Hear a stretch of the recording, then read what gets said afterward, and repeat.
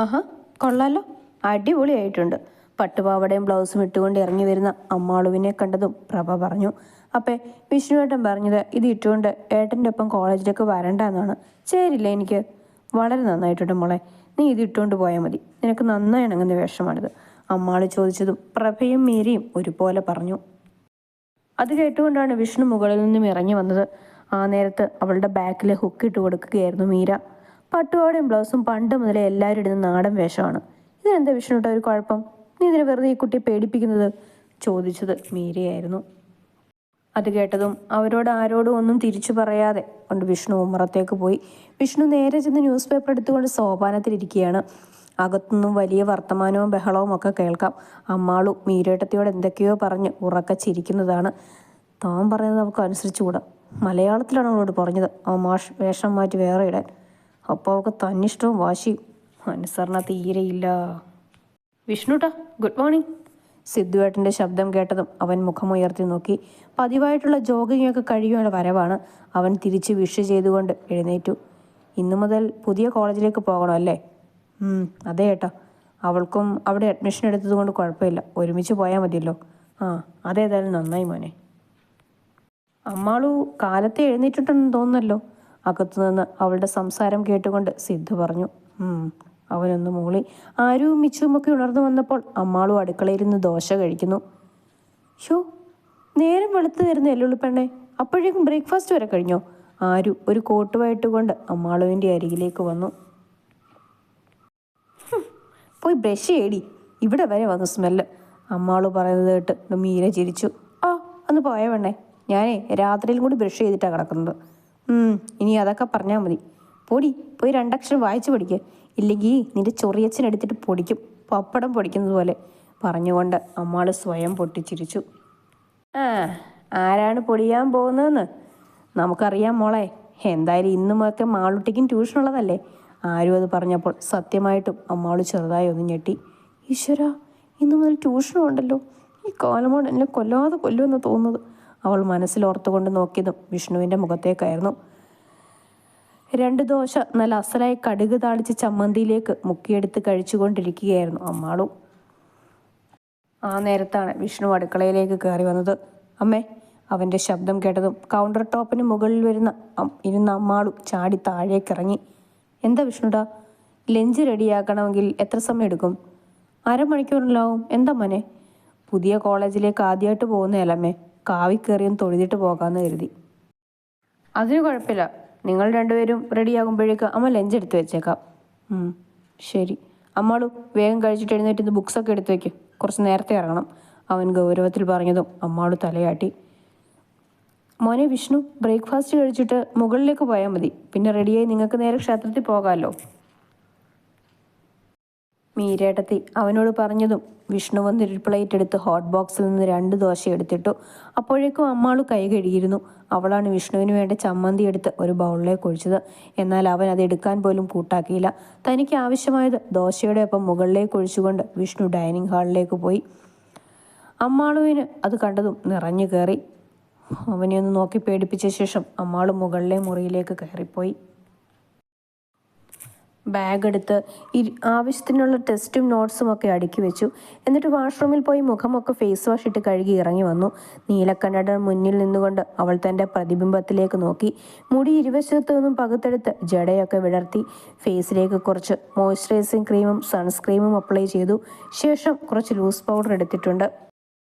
കൺമഷി എഴുതുവാൻ പണ്ട് മുതൽക്കേ അവൾക്ക് വളരെ ഇഷ്ടമായിരുന്നു. അതുകൊണ്ട് ഐലൈനർ എടുത്ത് നേർമയായിട്ട് എഴുതി. ഒരു ചെറിയ പൊട്ടും കുത്തി. റെഡ് കളറിലുള്ള സ്റ്റിക്കും സിന്ദൂരവും ഒക്കെ ഇരിപ്പുണ്ടായിരുന്നു. അതെടുക്കണോ വേണ്ടയോ എന്ന് ഒരു നിമിഷം അവൾ ആലോചിച്ചു. വിഷ്ണുവേട്ടൻ പറഞ്ഞത് വിവാഹം കഴിഞ്ഞു എന്നുള്ള കാര്യം കോളേജിൽ ആരെയും അറിയിക്കേണ്ട എന്നായിരുന്നു. അങ്ങേർക്ക് താല്പര്യമില്ലെങ്കിൽ പിന്നെ ഞാനെന്തിനാ വിഷമിക്കുന്നത്? ചുണ്ടു കൂർപ്പിച്ചുകൊണ്ട് അവൾ പ്രതിബിംബത്തെ നോക്കി പറഞ്ഞു. മുടി നന്നായി ഉണങ്ങിയതിനാൽ കുളിപ്പിന്നിൽ പിന്നിയ ശേഷം അടിയിലൊരു ക്ലിപ്പിടുകയാണ് ചെയ്തത്. വിഷ്ണു കയറി വന്നപ്പോഴേക്കും അമ്മാളു റെഡിയായി കഴിഞ്ഞിരുന്നു. അവൻ അടുത്തേക്ക് വരുന്നതൊന്നും അവൾ അറിഞ്ഞിരുന്നില്ല. എന്തോ ആലോചനയോട് കൂടി ജനാലയിൽ കൂടി വെളിയിലേക്ക് നോക്കി നിൽക്കുന്ന അവളെ കണ്ടുകൊണ്ട് അവനൊന്ന് ചുമച്ചു. പെട്ടെന്ന് അവൾ തിരിഞ്ഞു. നല്ല സുന്ദരി കുട്ടിയായിട്ട് ഒരുങ്ങി നിൽക്കുന്നവളെ കണ്ടതും അവൻ ഒരു നിമിഷം ഒന്ന് നോക്കി. നീ എന്താടി സിന്ദൂരം ഇടാത്തത്? പെട്ടെന്ന് എന്തോ കണ്ടുപിടിച്ചതുപോലെ വിഷ്ണു ചോദിച്ചു. എന്താ? വിഷ്ണുവേട്ടനിപ്പോൾ എന്താ പറഞ്ഞേ? കാര്യം മനസ്സിലായെങ്കിലും അമ്മാളും അജ്ഞത നടിച്ചു. വിവാഹം കഴിഞ്ഞ സ്ത്രീകൾ നെറുകയിൽ സിന്ദൂരം ഇടണമെന്നുള്ളത് നിനക്കറിയില്ലേ? അതിന് എൻ്റെ വിവാഹം കഴിഞ്ഞെന്ന് കോളേജൊന്നും പരസ്യപ്പെടുത്തുന്നില്ലല്ലോ, പിന്നെന്താ? അതെന്താ പറഞ്ഞാൽ?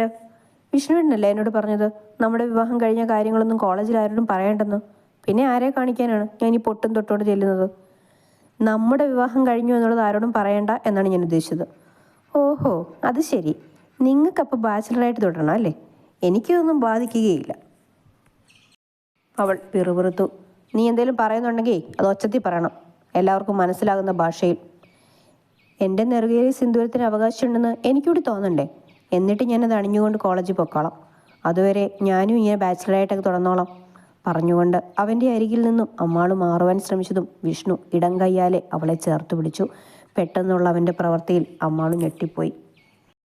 ബ്ലൗസിൻ്റെ ഉള്ളിലേക്കിടുന്ന താലിമാല അവൻ വലിച്ചു പുറത്തേക്കിട്ടതും അമ്മാളുവിനെ വിറച്ചു പോയിരുന്നു.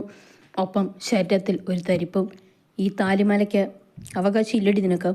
ചൂണ്ടുവിരലിൽ മാല കോർത്ത് പിടിച്ചുകൊണ്ട് വിഷ്ണു അവളോട് ചോദിച്ചു. പിന്നെ നീ എന്താണ് ഇപ്പോൾ പറഞ്ഞത്? അതിന് മറുപടിയൊന്നും പറയാതെ അമ്മാളു തലകുനിച്ചു. അവളുടെ ഉള്ളിൽ അപ്പോഴും അവൻ കുറച്ചു മുന്നേ ചെയ്ത പ്രവൃത്തിയായിരുന്നു. ചോദിച്ചത് കേട്ടില്ല അമ്മാളു നീയാ? നിങ്ങൾക്ക് നാണമില്ലേ എൻ്റെ ദേഹത്ത് കയറി പിടിക്കാൻ? മോശം മോശം. അമ്മാളു അവനെ നോക്കി നെറ്റി ചൊളിച്ചു. ഇപ്പം കയറി പിടിച്ചില്ലേ? അതാണ് ഞാൻ ഉദ്ദേശിച്ചത്. എവിടെ കയറി പിടിച്ചെന്ന്? ആര്?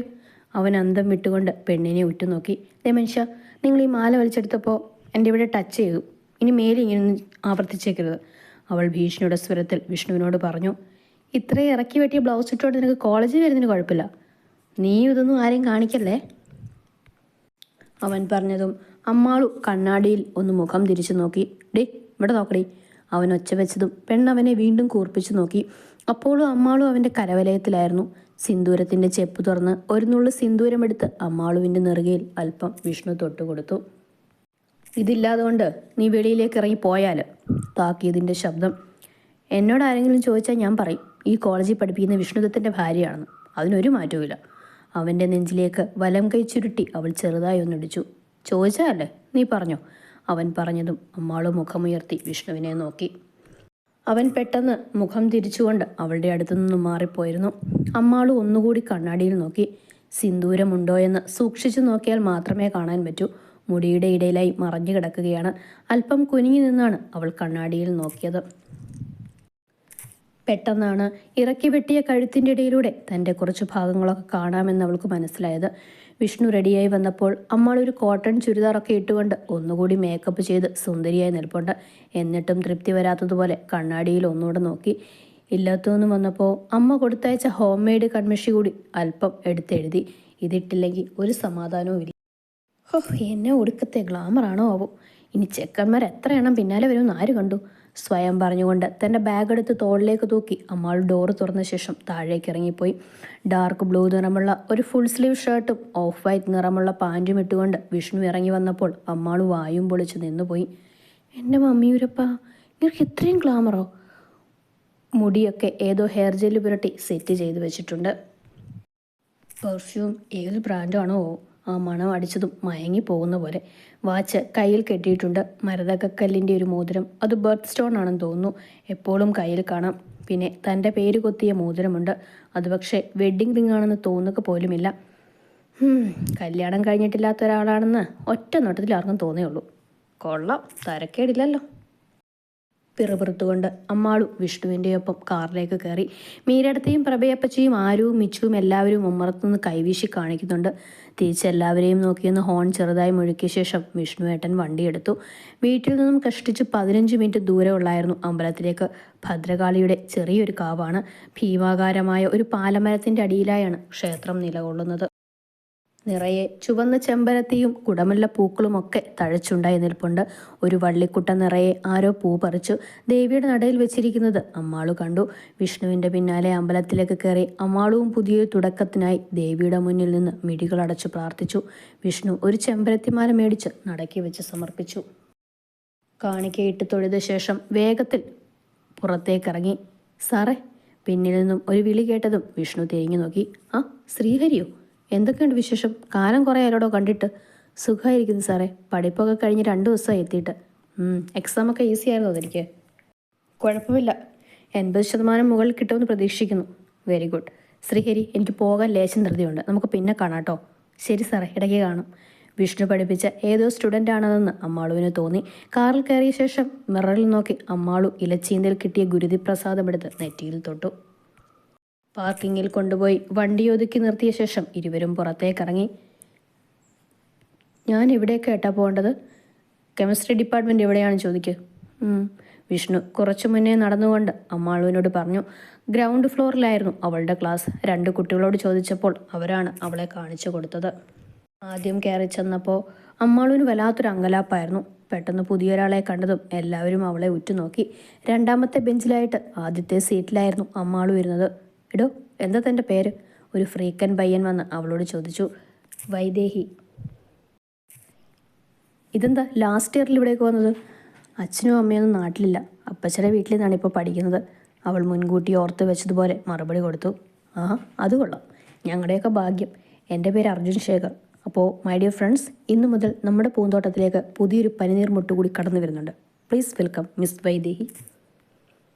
അവൻ ഉറക്ക പറഞ്ഞതും കൈയടിച്ച് എല്ലാവരും പ്രോത്സാഹിപ്പിച്ചു. ആരുഷി, നിഹ, ഗൗരി ഇത്രയും പേരായിരുന്നു അവളുടെ ബെഞ്ചിലുണ്ടായിരുന്നത്. അവരോടൊക്കെ ജസ്റ്റ് സംസാരിച്ചുകൊണ്ട് നിന്നപ്പോൾ പ്രിൻസിപ്പൽ സാർ കയറി വന്നു. ഒപ്പം വിഷ്ണുവേട്ടനും. കയ്യിൽ 1-2 ടെക്സ്റ്റ് ബുക്സൊക്കെ ഉണ്ട്. Good morning sir. കുട്ടികൾ എല്ലാവരും എഴുന്നേറ്റു.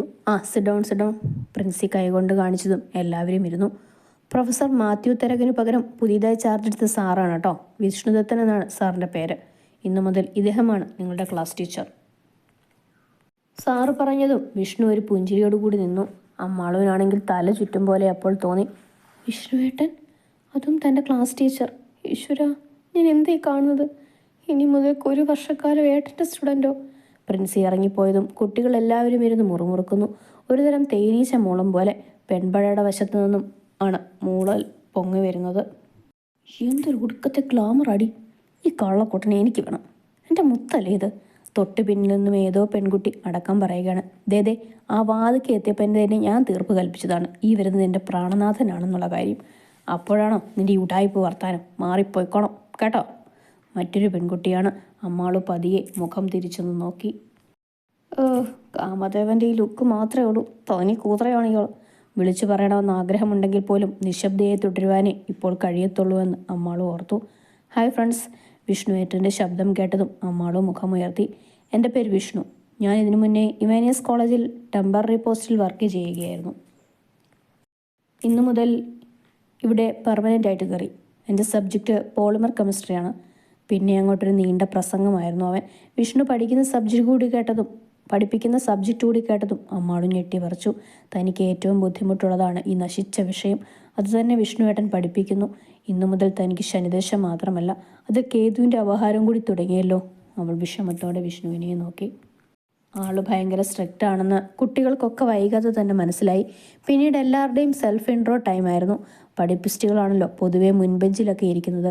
അതുകൊണ്ട് അവർ എല്ലാവരും ആദ്യം എഴുന്നേറ്റ് ചെന്നു. പൂർണ്ണ, മേഘന, ലയ, അന്ന. ആദ്യത്തെ ബെഞ്ചിലെ 4 കുട്ടികളുടെ കഴിഞ്ഞു. അടുത്ത ഊഴം അമ്മാളുവിൻ്റേതായിരുന്നു. എൻ്റെ പേര് വൈദേഹി നമ്പൂതിരി. മുണ്ടൂരാണ് സ്വദേശം. ഇന്നു മുതൽ ഞാനും ഈ കോളേജിൽ ജോയിൻ ചെയ്തു. ഇതിനു മുന്നേ പഠിച്ചത് അവൾ പറഞ്ഞതും വിഷ്ണു അമ്മാളുവിനെ ഒന്ന് നോക്കി തലകുലുക്കി. ആൺകുട്ടികളൊക്കെ അവൾ എഴുന്നേറ്റപ്പോൾ എന്തൊക്കെയോ പതിയെ കമൻറ്റ് പറയുന്നുണ്ട്. ക്യൂട്ടാണല്ലടാ, എന്തൊരു ഐശ്വര്യമാണ് ഈ തമ്പ്രാട്ടിക്കുട്ടിക്ക്. അത് കേട്ടതും വിഷ്ണുവിൻ്റെ മുഖം അവിടേക്ക് തിരിഞ്ഞു. ചന്ദനക്കുറിയൊക്കെ ഇട്ടിരിക്കുന്ന ഒരു പയ്യനായിരുന്നു അത്. അവനെ വിഷ്ണു ഒന്ന് അടിമുടി നോക്കി. അങ്ങനെ ഫസ്റ്റ് പീരീഡ് എല്ലാവരുടെയും പരിചയപ്പെടുത്തലൊക്കെയായി കടന്നുപോയി. ആഫ്റ്റർനൂൺ ഫസ്റ്റ് പീരീഡ് സാറിൻ്റെയാണ്. മുൻപിലിരുന്ന പൂർണ്ണ ആദ്യത്തെ അവർ കഴിഞ്ഞ് ബെല്ല് മുഴങ്ങിയതും വിഷ്ണുവിനോട് പെട്ടെന്ന് പറഞ്ഞു. ഓക്കെ പറഞ്ഞുകൊണ്ട് അവൻ അവളെ നോക്കി പുഞ്ചിരിച്ചു. എന്നാൽ പിന്നെ കാണാം കേട്ടോ. ഡെസ്കിലൊന്ന് പതിയെ കൊട്ടിയ ശേഷം അവൻ പറഞ്ഞു. അപ്പോഴേക്കും അടുത്ത ടീച്ചർ റൂമിന് വെളിയിൽ വന്ന് നിന്നിരുന്നു. ഇളം പിങ്ക് നിറമുള്ള ഒരു സാരിയൊക്കെ എടുത്ത് ഒരു സുന്ദരി ടീച്ചർ. പുതിയ സാറാണല്ലേ? വിഷ്ണുവിനെ കണ്ടതും അവർ ചോദിച്ചു. അതെ, എൻ്റെ പേര് ശ്രേയ. ഇന്ന് എത്താൻ ഇത്തിരി ലേറ്റായി. അതാ സാർ വന്നപ്പോൾ കാണാൻ പറ്റാഞ്ഞത്. അവൻ ഒന്ന് പുഞ്ചിരിച്ചു.